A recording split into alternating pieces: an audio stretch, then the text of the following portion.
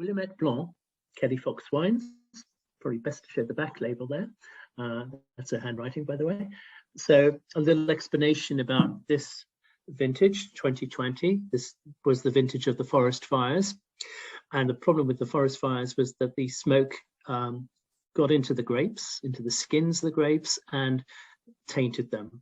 This meant that if you were someone who farmed Pinot Noir, as Kelley does throughout the Willamette Valley, it meant that the grapes were unusable. She couldn't make wine out of them. And this is true of so many producers. If they did not want to compromise their reputation, they did not make any red wine in 2020.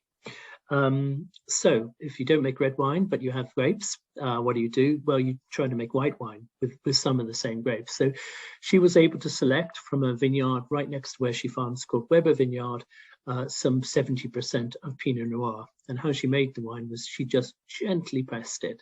So there was no chance of getting any smoke taint. Still had to analyze the wine.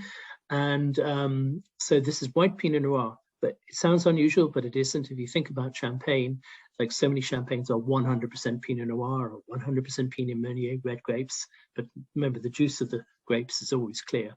But even when you press very gently as this is, there's always like a little color gets in. So there's almost like a delicate pink tinge to this.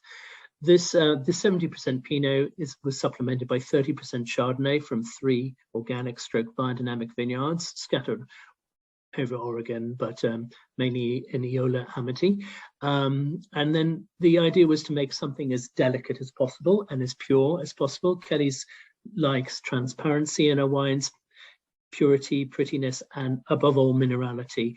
So she fermented in stainless steel, which is in a nut thing, and then, but all with native yeast, not really touching the wine at all.